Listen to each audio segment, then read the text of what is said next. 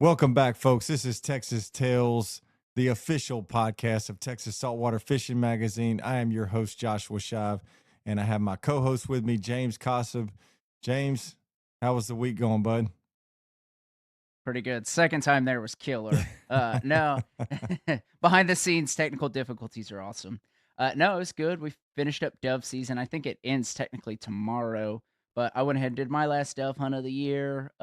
Little dog, my little lab, really just putting it all together, figuring it out, and she's like 6 months old, so that's always a good sign that loves to do it. It was cold. There was some cold water retrieves. That little Northwest Arkansas dog was shivering by the end of it, but we Oh, we, we did man. well.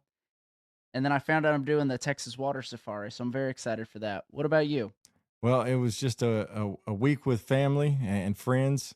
Didn't get to do a whole lot of hunting and fishing, but definitely had a lot going on. We have some youth fair stuff going on this past weekend. So we went to an event there, and I ended up picking up a trip to Costa Rica with another couple. So there's going to be I'm sure later in the year, talking about some offshore fishing and either how great it went or how I hung over the boat the whole time and just threw up.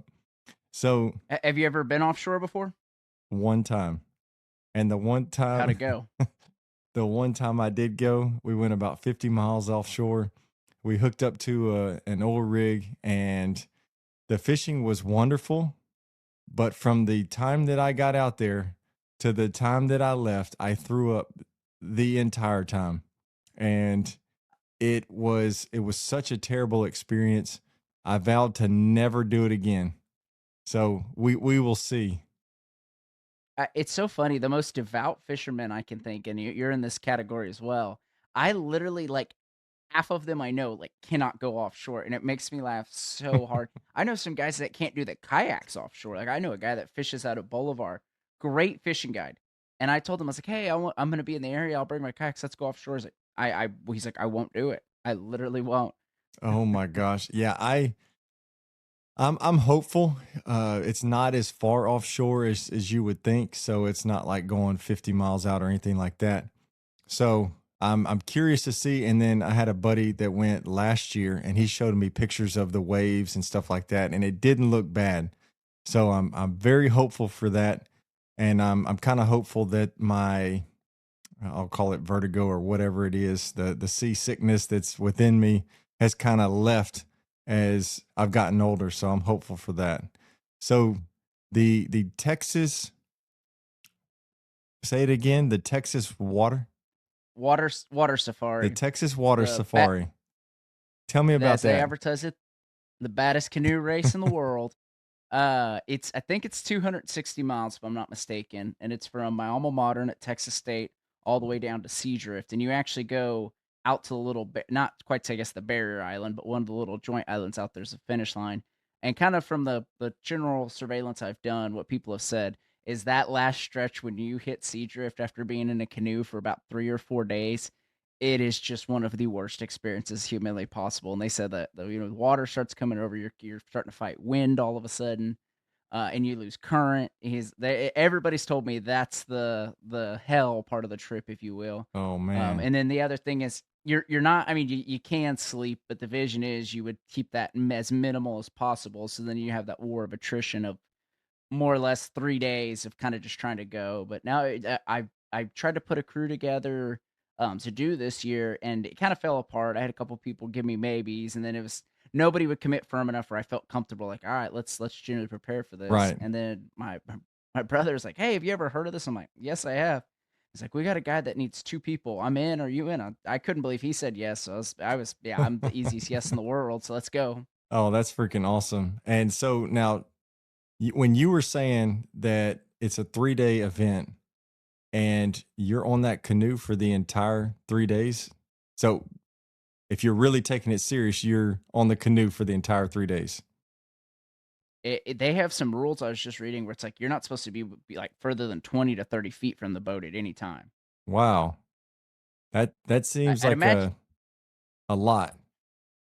yeah. I'm excited for it. I've always wanted to do it, and I know a couple people that have done it kind of like semi competitively, and I know a couple people that have done it just to, like say they done it.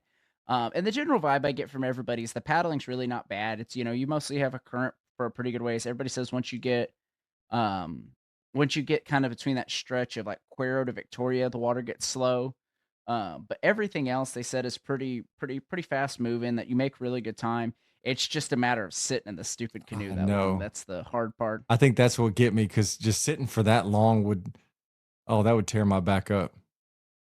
That's yeah, lower back. I'm just thinking, man, I gotta start doing some more core. And I have a rowing machine I love. I'm like, yeah, I probably need to spend some more time on that too. Yeah, and just be able to just sit there for hours, like for days, And cook. and Yeah, just in June in Texas, I can already like taste the humidity on, on like the first couple mornings. Yeah, it's gonna be fun though.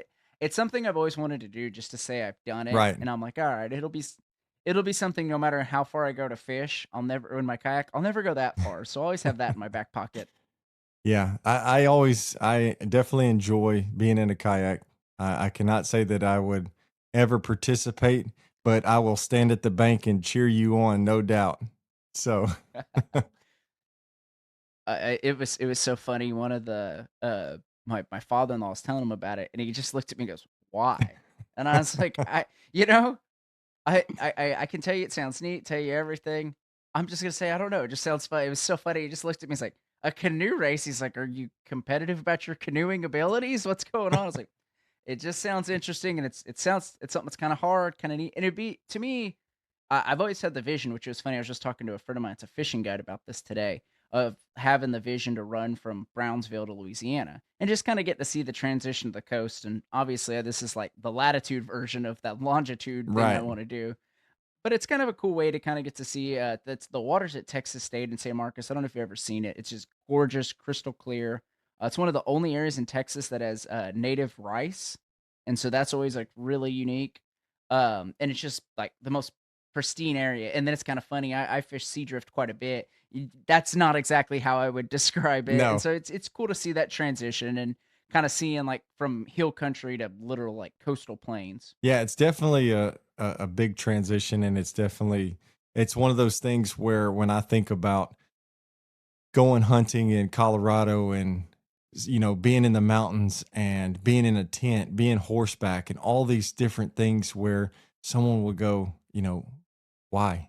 Why would you want to do that? They have like a cabin. They have areas where they have trucks and buggies and they can take you out there and it's just something about the I don't know which that just that toughness of doing that and it really tests everything about you. So it's definitely a man thing for sure Yeah. when it comes to just pushing yourself and doing things where people are looking on going, that does not look fun.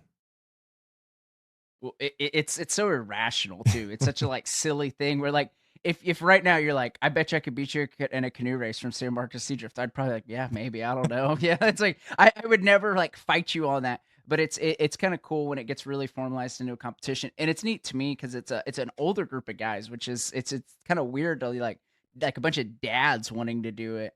And I was laughing. I was telling my brother he's got 4 kids, and they're all kind of getting a little. They're starting to age a little bit, and I looked at him, I was like, "Man," I was like, "You're gonna do it?" I was like, "What, you wanna do it before you have kids?" And he started laughing. He's like, "Man, maybe before I have grandkids at this point." Yeah, no, that's awesome. And I think that just talking about competition and everything with it, that'll kind of lead us into our topic of the day, which I think is going to be a really cool topic to talk about because it's something that people, I would say, even for myself, I didn't recognize because I'm in Texas and everybody hunts. But overall, we do have a pretty substantial decline in hunters and fishers across the country. So, what we have today, and I'll kind of kick it off with that, we have our topic of the day, which is talking about why hunting and fishing has declined over the last 40 years. And there's a lot of areas that they have like points of what they are, and then we'll kind of go deeper into that to talk more about them. So, just to give you some statistical stats of what we're talking about, 19 from 1960 to now, they've had a pretty steady growth of hunters up until 1982, where it peaked, and it peaked at about 16.7 million, and these are specific to the licenses sold in the United States. So these are, you can go check it out, Texas Parks and Wildlife. Those are just the numbers that I pulled from there, and we had almost an uptick in 22, which was around 15.9 million, which is good to see. Obviously, COVID really helped that aspect of getting more people wanting to hunt and fish, and then also when you're hunting and fishing, you're kind of always 6 feet apart, so it kind of helped in that as well. So overall, what, just off the top of your head, what do you think a reason why we would have this decline over the last 40 years? I think the easy answer kind of that we jump to is urbanization. But what's fascinating is when you talked about this for the show, I was looking up some of the little stuff from the U.S. Forestry Service, and it's kind of fascinating. 70% of rural families, or I'm sorry, there's been a 70% fall off in rural families participating in hunting and fishing in this country since 2013, which doesn't even seem statistically possible. That's what I'm looking at. I'm sorry, 1960. In 2013, there was the most significant fall off. So it kind of, I think the easy answer, I think we all say, is a lack of opportunity. What it may be is it may be a little bit deeper of kind of a cultural reality that we're participating in something that's just not as common because the people that do have access, the rural people surveyed, are choosing not to participate, which I think is kind of like a weird dilemma, if you will. What about you? Well, it's kind of funny that you say that, and that's one of the first points that they kind of make as far as urbanization. You know, when I look at overall why has there been a decline?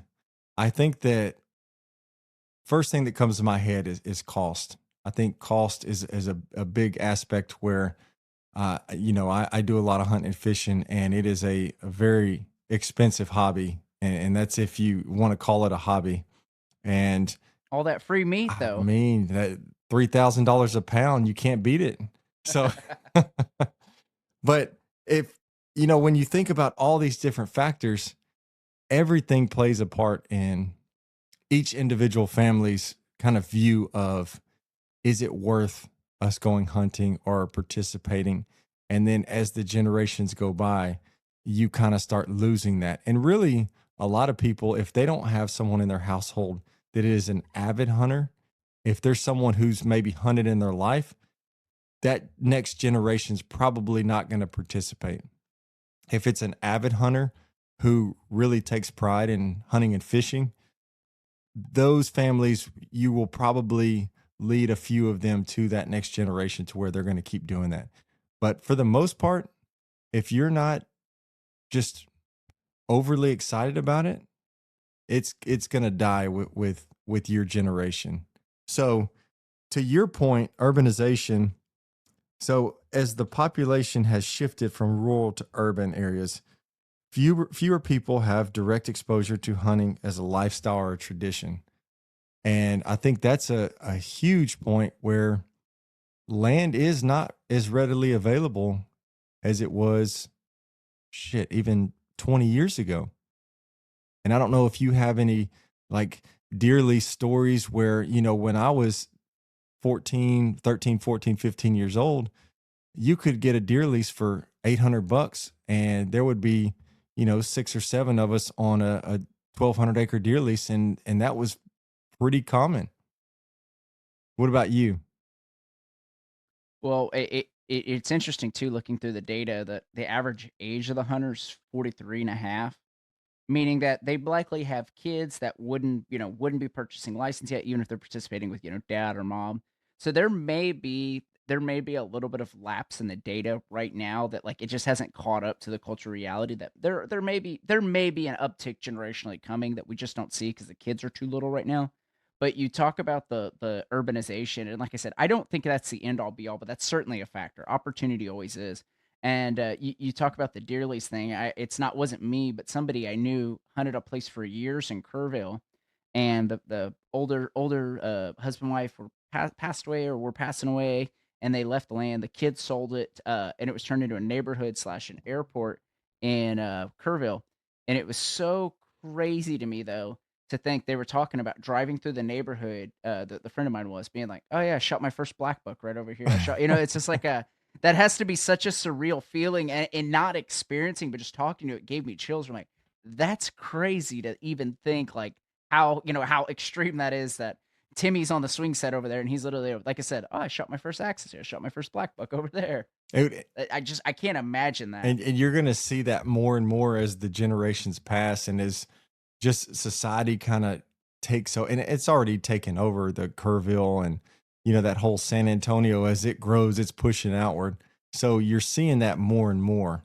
So the next one that came up, and we'll kind of hit every one of these because it does play a pivotal role in and why things have declined, and then we'll kind of go through as well some of the things on why it is important to keep this going generationally. So the next one was loss of family tradition and mentorship. Hunting has historically been passed down through generations. Fewer parents and grandparents hunt today, leading to a significant drop in new participants who lack access to experienced mentors to teach them, if necessary, skills and ethics. And I think that one hurts a lot because I don't think that's probably plays the biggest role in the decline of hunting, but I think that plays a huge role in the decline of just moral standards, other things that go on. That if you look at history, you evaluate certain things that are important to ensure that next generation has the tools to be better people than the people we are today. And hunting and fishing is such a huge part of that, as well as like when you think about the Bible and Jesus Christ and all of that, that's kind of first. And then you look at some of the other things, and hunting and fishing, having those values and ethics is such a huge part of that. And losing that is going to be huge for that next generation, what they have to deal with. Well, what state do you think leads the way in per capita hunting participation? I don't think it's that shocking at all. Not Texas. I would say hunting participation per capita. I'm trying to think of a place that has a lot of Big, big deer, good pheasants. Iowa, Kansas. No, it's South Dakota, but those are all Okay. right up there. And it gets kind of like funny. You talk about like the cultural aspects of hunting. I know my wife works with some people that are from North Dakota, I believe, and you wouldn't peg her as a hunter. Like that's just not something you would describe her a lot of ways. Looks very progressive, not what you'd expect. She's literally talking about when they would go on pheasant drives during Thanksgiving, and I mean, just like it was so funny. Where I was like, I was scared I was gonna offend her because my lock screen's my lab with a pheasant in his mouth. And she looked over and was like, "Oh, that's a good looking dog you got there." And I mean, just starts talking to me about like pheasant hunting. And it was so funny. She's like, "Oh, everybody goes." And she's like, "It would be a story. Like it would be like everybody in the town would be talking if you didn't go." And I thought that was really interesting where it's not somebody you would consider to hunt and fish, but it's just something like it's what she grew up in. And so it really does kind of highlight the like, oh yeah, there is something to like the cultural like exposure aspect of it seems a little overwhelming if you've never seen it before. Like there's not a good place to start. Right. And a lot of times, and if you don't have family members that are also have done any sort of hunting and fishing, it's hard to get into it because you don't know where to begin. It's like getting into anything else that is not readily available. It's hard to get in. You have to know people. You have to understand certain things, and there's only so many YouTube videos that you can watch, but they don't get you to the land that you need to go to and all the different things that you need to purchase in order to participate in these activities. Well, even having the conversation, you're never going to offend somebody if you say, "Hey, Josh, do you golf?" Like, you know what I mean? Right. You wouldn't be bothered by that. There's I don't know what the percentage is. I'd say probably around 20%, 15% that you're going to offend or bother somebody by having like the curiosity to participate. It's probably not that. Probably 10% that you would like offend somebody just purely with your interest in the participation, not even the activity itself. Right. So going to the next one, the and this one is a pretty big one because this goes across everything. We're at this point where we're kind of changing the societal values, and there's a growing emphasis on animal welfare and rights, which can lead to a perception of hunting as unethical or unnecessary. And I think that's the one of the bigger misconceptions that people are fed, because if we do not have hunters, then we have overpopulation of certain animals that can be very destructive. And I kind of talked about this a little bit in one of our prior podcasts, but I'd mentioned in Japan, they had to enlist the military to carry out certain operations because the bear attacks in Japan were so bad. Now, I was a little misinformed because I thought they were sent out to kill these bears, but actually they were sent out to relocate them, which is, I love that because that's what you hear in Colorado. You can't shoot the wolves. You got to relocate them. Call your local Texas Parks and Wildlife, or I wouldn't be Texas, but you know what I mean. Someone to relocate those animals, and I think losing those societal values will later on become a little bit devastating, and that will ultimately self correct, I believe. It is, and it's a silly premise to start out with that humans have been participating in the ecosystem for millennia, and now we're going to choose not to for an industrialized farm thing, which it's like, okay, maybe that's just the reality where we're heading.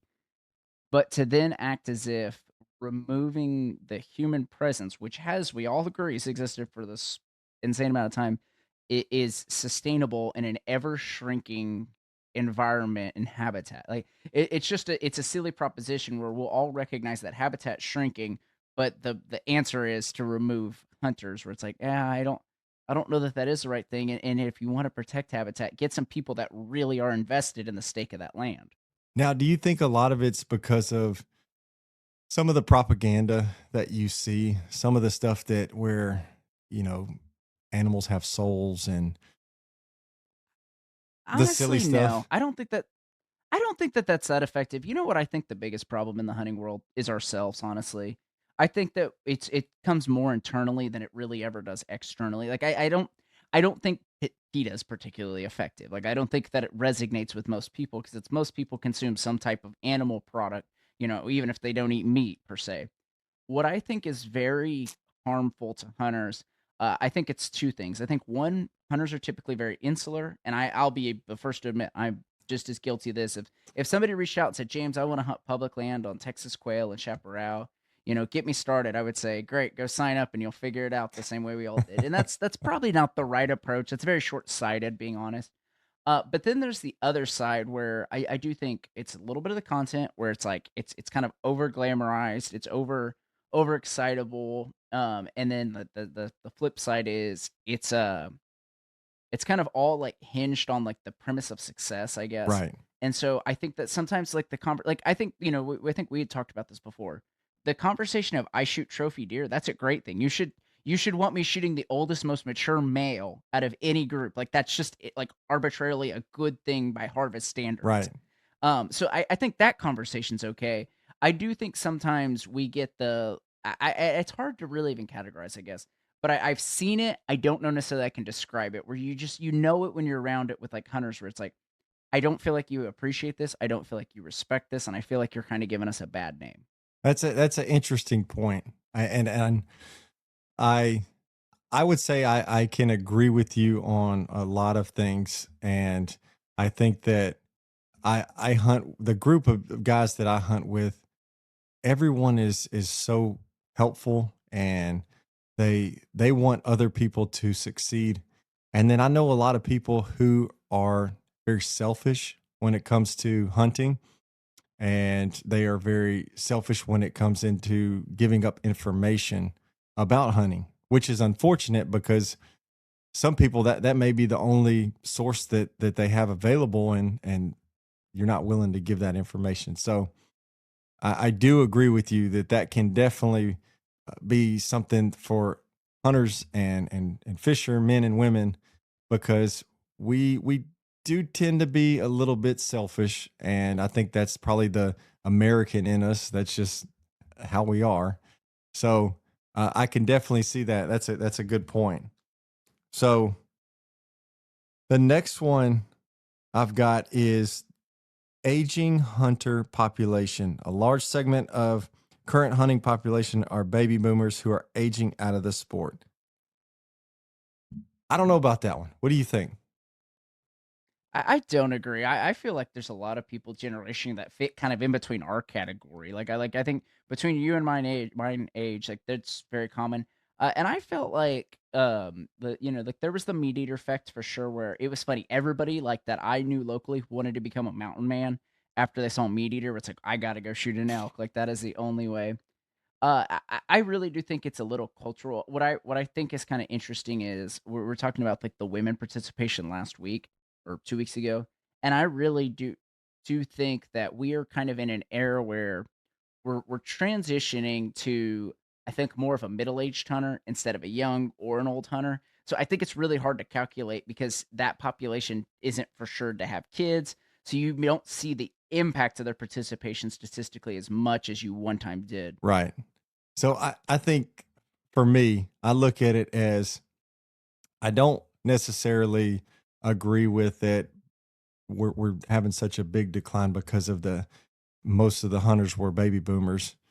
I think it's more, and this is just my personal thought, more around the fact that a lot of the baby boomers that withhold the land of a lot of these properties, when it moves to that next generation, most people aren't as interested as their dads, or they see that land as a burden and they don't want to deal with it. So, a lot of the land that was passed down from generation to generation, it's kind of stopping at the baby boomers. And even some of the baby boomers who are like, my kids don't want it. So, I'm just going to go ahead and get out and, take my however many millions of dollars and just get out of the way. I think it's probably a lot of that more than really just the hunters in general declining. Well, it was always fascinating. My dad's older. They had me later in life, and he grew up like kind of more or less not living off wild game, but it was a large like it subsidized their food process substantially. And it's so funny. I remember as a kid, my dad had no interest in hunting. He's like, I've eaten every deer I want to eat. Like I'm good with it. And he would gladly take us. He would sit with us. He'd go every week, and he didn't care. He had no interest in shooting and cleaning a deer. Like it was just not something that like if you took him down to South Texas, down to Webb County, and said, "Pick out the biggest, baddest buck you want on your wall," he just wouldn't care. I, I mean, it was just such a funny thing generationally, though. my dad was very similar, but he was never really into hunting. He participated because my uncle, my my granddad, they enjoyed it, they loved it, they had a deer lease, and my dad got more on just because he wanted us kids to be on with the family or whatnot. And he was the guy by the fire. He would go sit in the stand for 30 minutes and nothing comes out. He's hitting the road, and he had a couple of loops that he would run on in the truck, and then he was back at camp making a fire. So I think for me as well, there wasn't a lot of interest there. But because he actually took us and we were able to be with our cousins and seeing everybody else hunt, it kind of organically made it to where it was so enjoyable for us. But ultimately, my dad was not a big hunter. So, all right, the next one we get. We're doing just was excited to have a visitor. Oh my goodness. And that you really don't see that a lot in Texas. I mean, go look at the No. amount of videos where, but one also a lot of it, people have kind of created this, I'll call it distrust with the different poachers, trespassers, whatever you want to call it. After you've had so many different things stolen from your property, you kind of are against the fact that someone's ever on your property because you just have that mindset now. So I think Texas has really, we are very selfish when it comes to property that you own, and you're just not as interested to, let people come on and do whatever they want to do on it. Well, I know you have to have the same algorithm I do, where you get the videos of like the people fishing and then they get harassed. Oh, yeah. Is that is that not the perfect, like, summarization kind of more or less of, like, land ownership where it's like, you're not interested in those fish underneath there. I'm gonna if you're that bothered by me here fishing for him, I'm gonna guess it's not the guy that's thinking he's gonna go catch a bass off his dock after work. Like, that guy's never gonna care because he's gonna be excited for it. That kind of perfectly summarizes where we're at with the land ownership. It's like, I don't really care about it, but I damn sure don't want you to have it. Now, why do you think that is? Because I've watched a lot of those videos, and some of them kind of made sense where I could see as a property owner that where it can be a little frustrating at times. But there's a lot. Most of the circumstances don't make a lot of sense to me, and I'll go through the ones that do make sense. The ones that make sense is if I've got $100,000 boat sitting in in a slip, and I've got you know jig head marks in the side of it because fishermen come over there and they keep slinging it at my dock and they don't know how to cast it, so they keep hitting the side of my boat. I can see where if I see somebody out there doing that, I'm gonna get pretty upset. The ones that I don't understand is where you don't see anything. There's no boats, there's no nothing. It's just a dock. And these people come barreling out of there and why are you fishing here? What are you doing? And those make no sense to me. So I kind of give a little bit of grace to the people who get their property damaged by fishermen. But for the most part, it doesn't make a whole lot of sense. Yeah, 99% of the time I don't understand it. And I always kind of like my in-laws are not outdoorsy people. They'll participate with me just for the hell of it. 'Cause they'll come shoot some doves and every once in a while. But they are just not hunters or fishers. And my father-in-law gets so freaking giddy to call me. Their lake's currently getting repaired, so they don't have they're on McQueenie, so they don't have a dam right now. But when it had water on it, he would call me on a Tuesday to be like, "Man, you should have seen the bass this guy just bought." Just excited to share it. Right in front of the house. Just Oh just thinks it's man. like the greatest thing ever. And I always give him credit, and it's funny, I had a conversation with him and some other people that live on the lake, and I was kinda like you. Aside from hitting your boat or breaking off and leaving a hook, I just don't understand, like, the issue. It's better than people blowing through in a wakeboard boat, in my opinion. Uh, it was so funny that, the people that were upset that I was talking to, and I didn't lead on like I had an opinion, but just asking the questions. It was so funny. No one could honestly say why they were bothered by it. They just said they didn't like it. And I think it kind of comes down to the fact you spend X amount on a lakefront house, you kind of start operating with this presumption of even though legally I don't own it, I own that water. And that's just not the case, unfortunately, I guess. That is not how it works in Texas. And it's always silly whenever people try to act like they have more of a claim to that water than any other tax-paying Texas citizen. That's exactly right. And that's a part of it where you think of the entitlement that we have in Texas, America, everybody's got it. Uh, and that plays a big factor in that selfishness. That's my water that surrounds my dock. And no, it's not.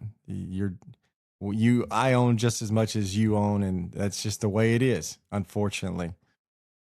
So the next one, we've definitely talked about this one, but the rising cost.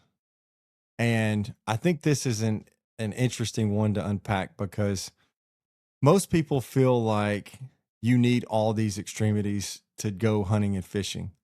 And in reality, you don't. But the point is how do you get to where you want to go without it? And how do you learn about the things that you need? And where would you get that information? So like for me and you know, I've got a boat, I've got reels galore, I've got any kind of soft plastic you can think of, top waters, whatever. And I have a hunting lease. I have a buggy, a camper, all on this lease. So I'm pretty well set up to go hunting and fishing anytime I want. Now, with that being said, that was an investment in itself.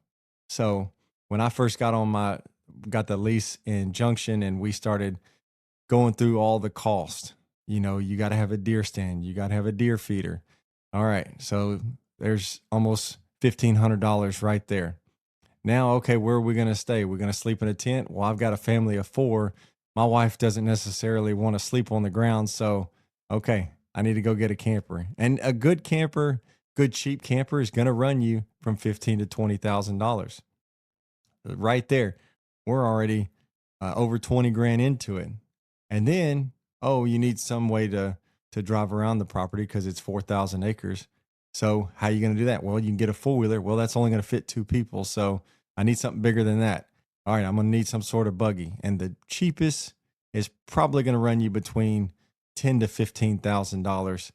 And so right out the gate, before I even got started hunting, I'm almost $40,000 into this place, and that's just to participate. Now, granted, that's someone who has, this property and these people, the people that they're going in with it. There's more of a, I'll call it, it's kind of more of a friendship and family type deal. So it's not just about the hunting. There's so much more that goes into it. But when you explain that, people are scratching their head and going, I'm never going to be able to go hunting. And then when you flip over to fishing, you're talking about, if you want a boat, well, what kind of boat do you want? And that's where those dollars can add up very quick. And then the equipment and all those different things. So even though I am very fortunate and having the resources to go and purchase a lot of different things to support my very expensive hunting and fishing habits, if I'm on the street and let's say I've got $100 to my name, James, what are you doing if you want to go fishing? Oh, well, fishing. That's an easy one. I thought you were asking about hunting. Yeah, I say hunting. You're SOL. I don't know what to tell you. Well, first thing you got to get your license, and that's that. The good news about fishing, as opposed to hunting, it's a calendar year as opposed to like the hunting cycle. So it's like if you bought a hunting license right now, you're not getting much value out of those deer tags. But fishing's a little different where you truly have like that calendar year. I actually wrote about this in January's edition for Texas Saltwater Fishing about what I wish I knew, and it was just the amount of like crap I bought where I'm like, this is just I just like I would be better off throwing it away than keeping it sometimes. My biggest set of advice is start fishing and figuring out what you need. Don't buy what you need and start fishing.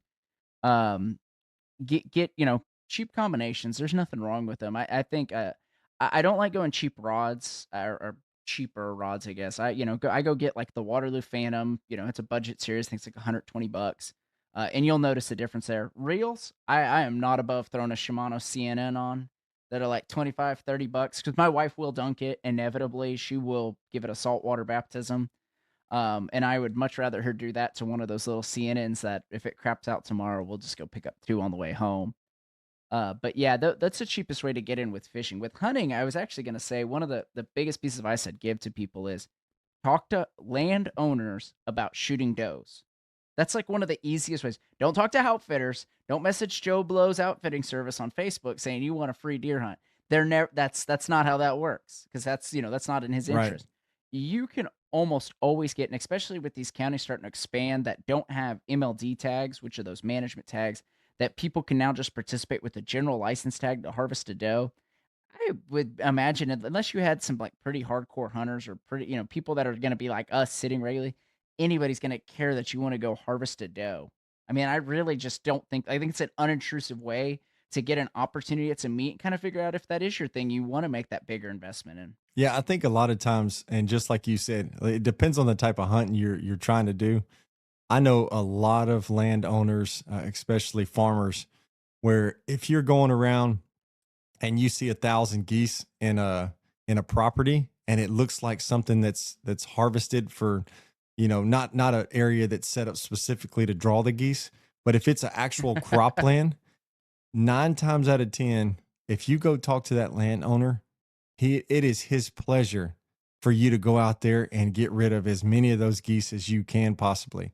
And that's what a lot of times growing up, that's what we did is, we knew a lot of people and we'd kind of watch the areas and where the geese were a lot thicker at.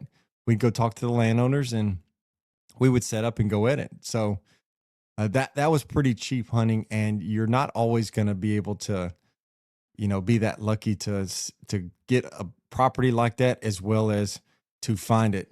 but there are times, and those call for some really fun hunts.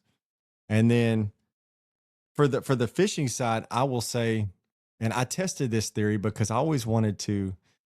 I went to a little convenience store and I bought a $30 Okuma spin reel and just a junky little reel. Now, I will preface this by saying the first thing I did is I stripped all the line off of it, and I put braided line on it and put a nice, I don't know, about a 3 foot leader on it.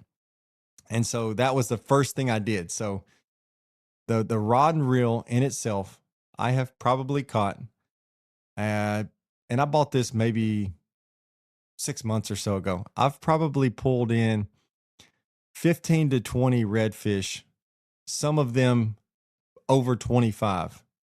And it has been phenomenal on how, number one, how well the rod and reel hold up. But the cool thing about it is because it's a little bit smaller setup and it's a little bit cheaper, when you're fighting these fish, it's almost like you have a great white shark on and you got a 24-inch red. So very possible and very fun. And I tested the theory, and that rod and reel goes with me every time I go out, just because if I want to have some fun. So the fish couldn't tell? The fish couldn't tell. They have no clue. So I have a Facebook marketplace. I bought a bunch of these Lose, the Matcha Crush. This guy, I assume it was divorce. I don't know, going through something, and he had maybe stole them. I don't know, but I paid for them, honestly. That's all that right. matters. And I'm a big Facebook marketplace guy. I love a good Facebook deal. And it was like 6 of these spinning reels, 2500 series, 7-foot rods, and the reels crapped out. And this has been like 8 years ago. The reels mostly crapped out. But the freaking rods, you could not take them from me. They're some of Oh my my favorite. goodness. They've held up well. They land fish well. The eyes have held up well, and it's so funny. They're like a cheap little freshwater one, and it is like my favorite. I'm down to one left now from people breaking them and losing them, and it was so funny. My brother-in-law dropped it last spring, and I was like, "You got to go get that. That's my last one." And you know, a lot of it, and this is kind of going off that subject of decline, but a lot of times when you look at the equipment that you use during hunting and fishing, majority of the times is how you treat that equipment is going to be the key on the longevity of how long you're going to be able to have that equipment. And especially with fishing, the way that you reel fish in is going to play a big part in your rod, how long your rod's going to last, the pressure that you're putting on the reel. And that's why with my wife, I always try to train her to not just get so excited and want to just jerk the fish in the boat right now. It's okay. Let it run. Just hang on. It's going to get to a point where you're just going to slowly reel it in, and that's okay. You're going to wear it out, and it's okay to wear them out. You don't have to. Even when I watch these professional guys, I watch them just start reeling and jerking, and I'm kind of a little bit shocked because for me, I take my time with every fish. And I'm not saying that I'm the greatest fisherman in the world. I will say, though, I have not lost very many big fish. If I get a big, Man, you better knock on some wood. You heard it there. And I think a lot of it, I truly believe in that I don't force anything. I let them go. And even when I'm bringing them in, I like to lead them around like a horse, and I don't get too frantic with it. And I see that in a lot of videos where it's crazy how they jerk this line and then they're reeling so fast, and I'm like, man, enjoy the moment. Doesn't come off that often. So yeah, no, it is, and it like you're saying, it makes the moment last longer. It's so cool. And so back to kind of some of the areas. Now this is probably a big part of it as well. And I'm hoping that we kind of self-correct in this as well. The busy schedules. And even the people who can afford hunting and fishing, a lot of times if you realize they don't get to go as often as you would back in the day because I've heard this so many times. Man, I'm work so busy right now. I got this going on, and that plays a huge role in you being able to participate because most of the time, your weekends are spent decompressing and spending time with the family, friends, and most of the time, fishing or hunting, it's kind of like if you don't schedule a weekend for it, you kind of just go, we'll go next time. What do you think? Oh, yeah, I think that's 1,000% it. And I mean, everybody's kids do club this or club that, where it's every weekend you're expected to be involved, and that all just adds up. I mean, where your ability to participate, and then too, you think about any extra stuff if you're going to church. I mean, it really is a maybe a Saturday activity, and then what else needs to get done. I always think it's funny because I'm guilty of this too when you participate in wildlife, you always go, well, there's no birds at 9. That's it. Gotta go. Gotta pack stuff up. And it is the funny moment of like, man, if you just hung around till 9:05, you would have scratched that itch a little better. And then Yep. next weekend, you're not waking up at 4 a.m. to come back down and shoot ducks. Exactly. And so now we got three left. These are more on the competition and perception is kind of how they categorized it. Um, and that's a lot in terms of the digital entertainment. The rise of smartphones, video games, social media, and streaming services offers instant gratification and has become the preferred way for many to spend their free time, which I think is a huge part of it because I couldn't tell you how many times I've had to drag my kids out there and they did not want to leave the house because they got their video games, they got their phones, their tablets, whatever it is, and it's hard to get out there. And just like you said earlier, everything was measured on the successes. And so if I want to take my kids fishing, how did we do the last time? Well, Dad, I don't want to go. We never caught anything the last time, and or if we go hunting, we were out there last weekend, we didn't see anything, and I don't really want to go. And so it's trying to come up with different ways to make it a little bit more enjoyable uh, when we go hunting and fishing. And I think that for sure there is that competition of the digital side, but I think there is ways to overcome it so that you can find different approaches to make it a little bit more fun. What do you think? Yeah, it is. And I've heard this said to me, and now it's one of my new favorite quotes. It's got to be about more than killing birds.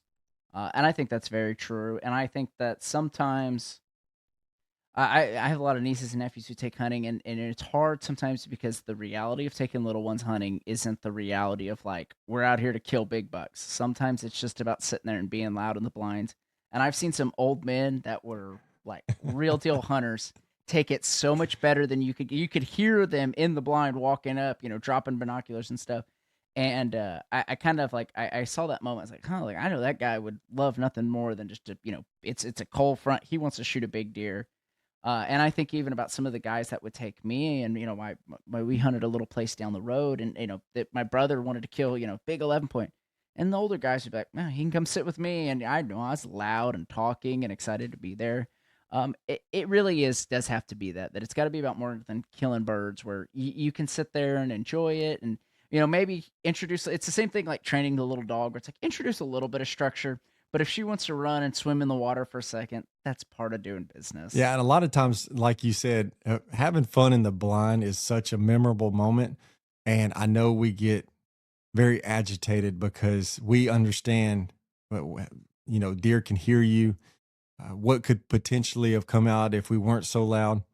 But sometimes it doesn't even matter especially when you got little kids and they start cracking up. It's kind of just fun to just go with it and say, "All right, whatever, it's fine." Yeah. All right, so The deer's got to win yeah. sometimes. All right, the next one, negative portrayal of guns. Public discussions surrounding gun violence have led to a pervasive fear and mistrust of firearms. So I think that one's kind of a cultural thing, if you will. Some people who have never been around guns, they are very frightened by it because of the fact that you see what's going on in the news and all the devastating things that happen. So me personally, I've been around guns since I was, I'd say about 9. when I was fully introduced. I know we had guns, but you never really saw them, and until I really started hunting on my own, that's when okay, now I can understand a gun. And it was kind of beating our head how dangerous guns were, and also how important they are. And when I say how important they are as a tool, and how to treat them as that tool. So you want to, how you keep them, how you store them, and all those different things. So I think for sure, from a cultural standpoint, if all I see is gun violence on TV, I'm probably not going to want to participate in anything that has to do with guns. Do you think that's why archery hunting's so popular now? I'm going to say probably not, because I think from that standpoint, archery, I think a lot of people, just like you with, getting in a canoe and rowing thousands of miles, I think for the people who archery hunt, they like the challenge. They like to test themselves on more difficult things. And when it comes to this culture where if you look at a lot of the people who are very popular, it's all about being very manly. It's about being, overly manly. And I think archery is a skill set that takes a lot of patience, takes a lot of practice. And when you get it down, the challenge in itself is much greater than if I'm sitting 300 yards away with a deer rifle. So I think that's probably a lot of it, just because of the shift in society of more manly kind of that's kind of the thing that's cool, if you Y- will. Yeah, so you would say like if archery hunting just vanished tomorrow, these people would just move over to like rifle hunting, Oh, no no doubt. problem. Yeah, no Yeah. doubt. Okay. Yeah, that makes sense. That's interesting. I always like try to like, especially I'm not a bow hunter. Like I said, I got a crossbow. I'm not a real bow hunter. I understand that. It is always like fascinating to me to ask somebody that does archery hunt or has archery hunted, where it's like, what do you think's going on there? But the gun culture thing's interesting, and I bet that is, again, it goes back to this fact of like there is a percentage out there of the likelihood that you offend somebody by simply bringing up a topic, not even truly expressing a motive one way or the other, but just your pure interest in the topic alone Right. is a provocation. And firearms and hunting itself fit both in that category kind of firmly. So it is always interesting of like, all right, well, are you, like, is that a turn off to people to not even ask because you don't want to like introduce that aspect? And kind of a funny like a moment of this is my brother moved into an apartment in San Antonio, and I've never lived in an apartment. I most of my family's really never lived in apartments. And it was so funny. He was talking about moving his guns into this apartment. He's like, "Well, yeah, I'm gonna wait till after dark, and we'll carry everything up there in the gun safe." And it was such a silly thing of like, Yeah, yeah, I wait guess till like, nighttime when everybody's looking at this guy just hauling a bunch of guns to his and he's a big guy too, so he just looks like a problem already. But it was so funny where I'm like, yeah, I never thought about that. If you lived in a townhouse, like a small like neighborhood, yeah, you do look like the crazy guy. So it is kind of a thing of like, yeah, I don't want to introduce this. Maybe keep a handgun for self defense, but I don't want to be walking in and out with gun. It is a perception thing over like if you shoot a deer and say you talk to Farmer Joe lets you go shoot a doe, and you don't want to burn that bridge, so you field dress the deer, drag it home. Well, what the hell do you do from there? Right. And I think a lot of times too, just people are naturally scared of guns. They're naturally scared to have them in their house because of kids. And I think the important thing is, which I learned at a young age as well, how dangerous those guns can be. And there's a right place and a right time to hold the gun, shoot the gun. And I think that's the more important thing, is letting your kids really grow up and learn that, rather than just saying, nope, I don't want any guns in my house because it's dangerous. So Yeah, I remember being like 5, being dad being like, "Go get me the 410." There's a skunk trying to get in the chickens. I'm like, "Yes, sir." So the last one, and this one is kind of goes hand in hand with everything else. It's the ease of access to food. The convenience and affordability of grocery stores has largely eliminated the need to hunt for survival, which is so true. I mean, if I never hunted another day in my life, I would not starve. I would probably be fatter than I am now. So I think that that's 100%. true when it comes to, and it kind of goes back to rising cost. It's not cheap to hunt and fish, and is that meat worth the money that you spend? And for me, I don't spend any money for the food. I spend all the money for the experience and the memories that are created when we go hunting and fishing. So, but I can see it definitely a lot of people. They're like, I'll go get a steak for $10 rather than trying to kill a deer. And I'll take the most ardent hunter in the world and ask him this question, and they're gonna lie to you. If I put a nice corn fat ribeye in front of you, or even a really well prepared backstrap, it's not even close. And I It's think that not. sometimes is it's sometimes the like the hard part to grapple with, that wild game is that, it's unique. Sometimes it's tangy, gamey. The buck I shot last year, he was 6.5, 7.5 years old, 205 pounds, just a mean old brush buck. And he tasted and he smelt like it. And we ground it down, made hamburger, and we enjoyed him actually that way. But you couldn't eat the backstrap just by itself because it tasted like you were eating. And I mean, it was just like tastes like a shoe is the only way I could describe it. And it was hard with wild game is it takes a lot of work to make like a good wild game meal. And I've seen kind of like the popularity, kind of like the trad wife where they're making the venison stuff, and it's a lot of work to make like a unique deer meal that tastes good. What's your go to though? If it's like, you got to win some big competition. This you never got to pay for a deer rifle again in your life. Make the best like venison meal. What are you doing? Oh, it's fried backstrap all the way. I mean, that's my go-to. I have a specific way of doing it to where it's very crunchy. It's like a doubled layered, and it's not the put the batter, then do the egg wash and do the batter again. No, I make like a full blown like a paste that I put on, and then I put a little bit of flour on after that, and it is phenomenal, and it's tender, and I could never go wrong with that. Everything else, sausage.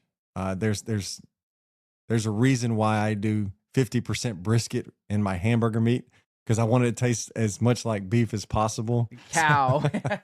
so I can fully understand not only the part of the access to grocery stores, but also the flavor is much better. Now, there are ways to cook deer meat and wild game that it's still just as good, but it's never going to compete with beef. It's no question. Well, I've tried to play around more this year with kind of like, years past I did too much, where I did like a little bit of everything, and I didn't like that. This year, like I was like, well, what are the big things we need? And that was kind of an interesting approach to my wildlife.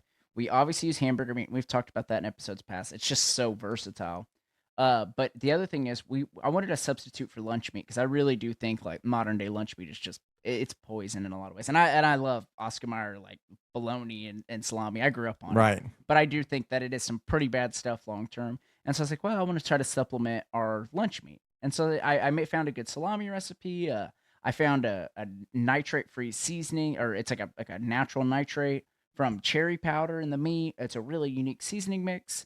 And so we did that. I made the salami, and right now I want to shoot a pig, so I want to do the same thing with the ham. Just so we'll have deer salami, and then we'd have pork ham, Right. like just something to kind of switch it up.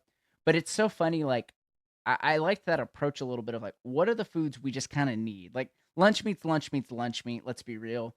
But if I like try to put two steaks side by side, it's like, well, I don't really want it that way. So it's like, what do I need, and how can I accomplish that with something I already want to do in an activity I already want to participate in? Right.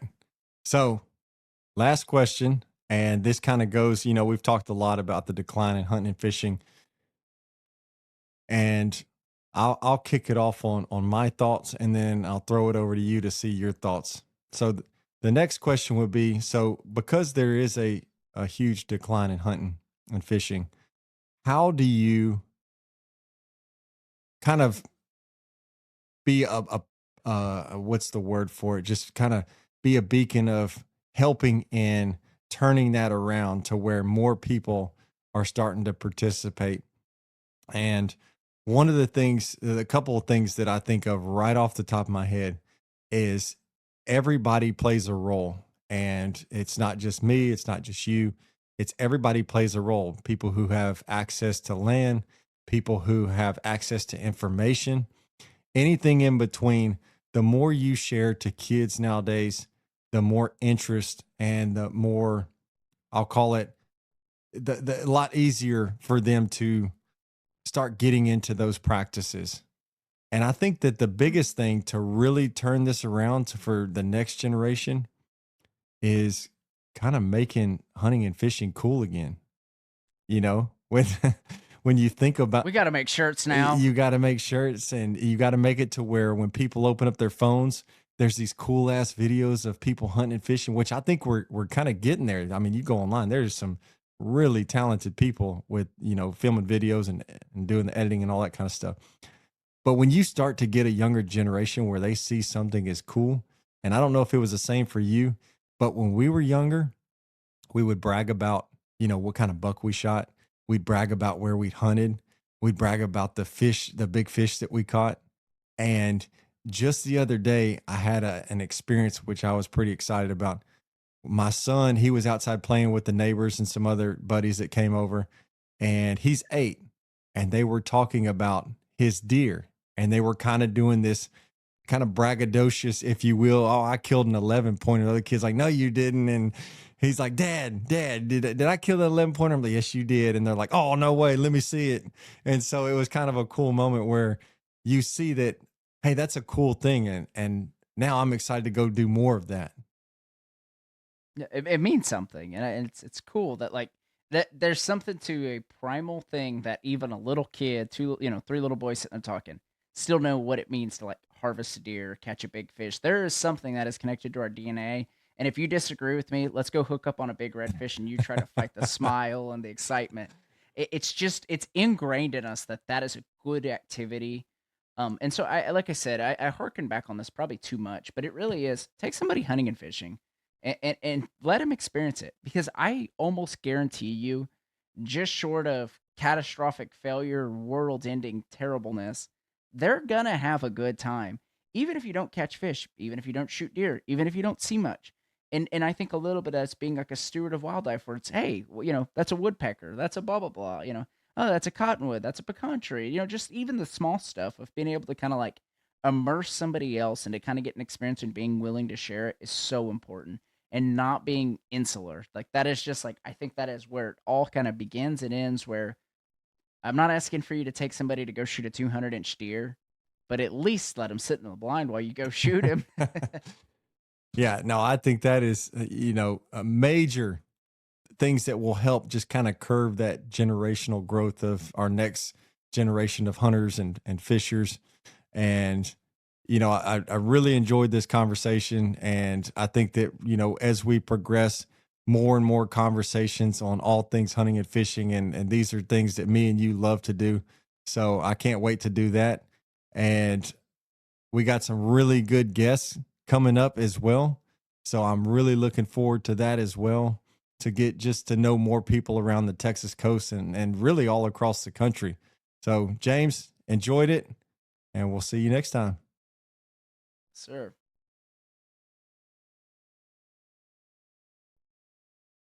Welcome back, folks. This is Texas Tales, the official podcast of Texas Saltwater Fishing Magazine.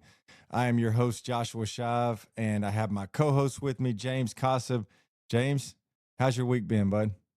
It was pretty good. I wrapped up dove's. Well, I don't dove season. I think it closes on like a Tuesday this year. But my official last hunt was yesterday, and new puppy did great, and really kind of happy to see the progress we made with that. And then I found out I'm doing a Texas water safari in June, so I'm excited. What about you?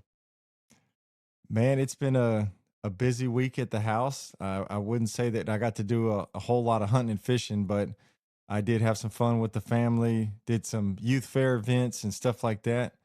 But I have to know, would you call it what kind of The safari? the Texas water safari. It's the canoe race from San Marcos to Seadrift. Okay. I actually have never heard of that. Really? I figured you're Seadrift like native almost. No, it works out to like a 72 to 100-hour race, and you start with alma mater, Texas State, and you literally paddle all the way down, go over the dams, and then you go. I think it's a 1 mile pass out into San Antonio Bay, I'd have to assume is where the Guadalupe slash yeah, San Antonio Bay. Right. So if anybody's out there listening has done it before, would love some tips on it. But I tried to put a crew together and it kind of fell apart. And then my brother calls me while I'm dove hunting yesterday. He's like, "Hey, call me back." I was like, "What's up?" And he's like, "Man, we got two spots with some guys that have a pretty big group together and they want to do it. Are you in?" I'm like, "Yeah, I guess." And I was like, "Who's the other?" I was like, "Well, I'm doing it." I was like, "Oh, no kidding." So I'm Oh my excited. gosh. So It's in so June. It's gonna be so are you tough though, actually man. participating as a hold on, did I lose you? No, I got you. I don't know what's going on with my screens.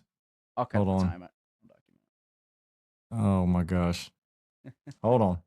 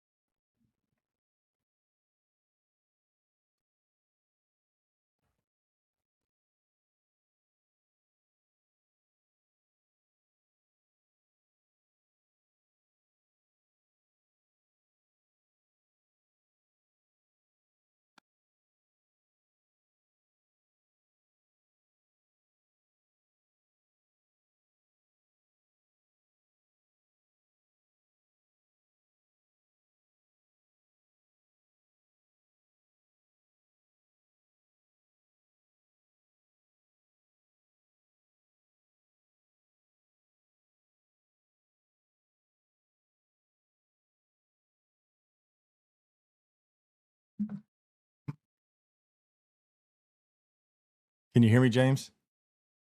Yeah, I got you. Okay. Can't see you, but I can hear you. I know I gotta fix this. I don't know.